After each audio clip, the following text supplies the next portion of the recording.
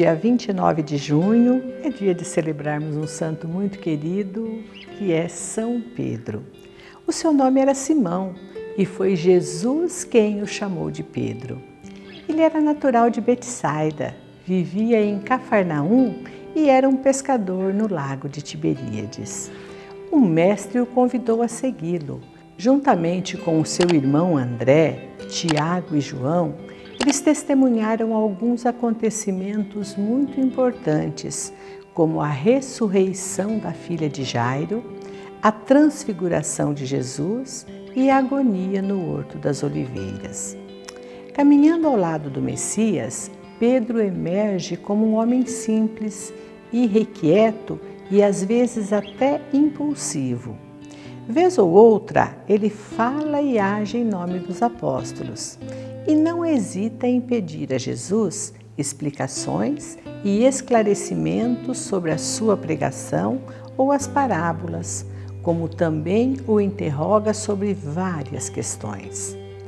Pedro foi o primeiro a responder ao Mestre diante da pergunta que Jesus fez aos discípulos: também vocês querem ir embora?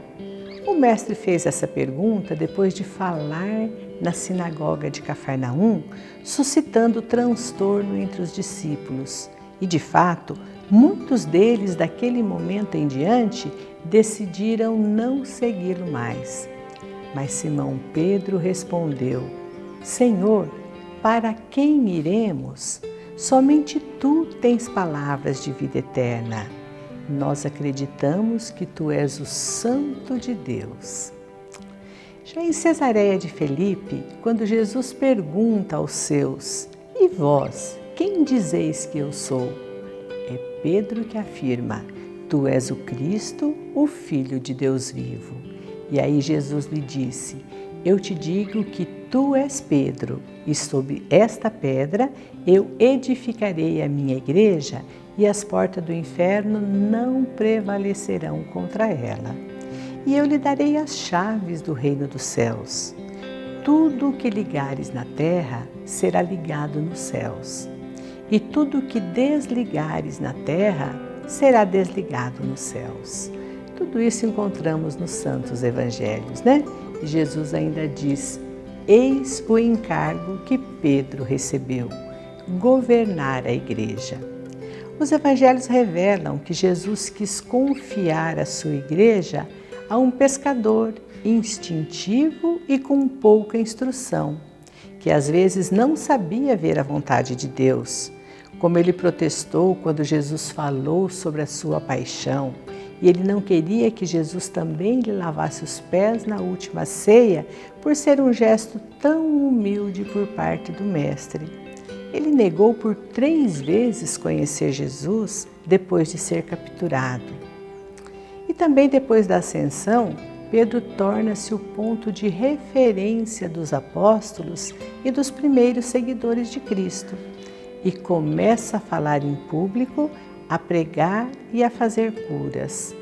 Foi convocado, preso e solto diversas vezes pelo Sinédrio, obrigado a aceitar a autoridade com a qual falava, e o povo entusiasta em torno a ele aumentava cada vez mais. Assim Pedro começa a ir de cidade em cidade para transmitir a boa nova, mas acaba sempre voltando para Jerusalém, onde ali, certo dia, aparece Paulo a ele e a outros apóstolos falando sobre conversão. Pedro confirma a fé da comunidade cristã e a dirige. E durante a perseguição de Nero, foi preso e depois crucificado de cabeça para baixo por seu desejo, dizendo que ele não se sentia digno de morrer como seu mestre. No entanto, Paulo foi condenado à morte e decapitado pelo tribunal romano. E, segundo a tradição, o martírio desses 2 pilares da igreja se deu no mesmo dia, que é no dia 29 de junho do ano de 67.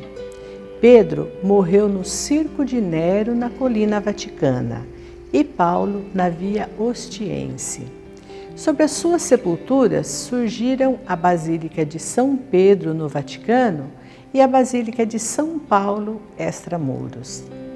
Então, nesse dia, falamos no início que é o dia de São Pedro, mas na verdade a Igreja celebra esses dois santos, Pedro e Paulo, pilares da Igreja Católica.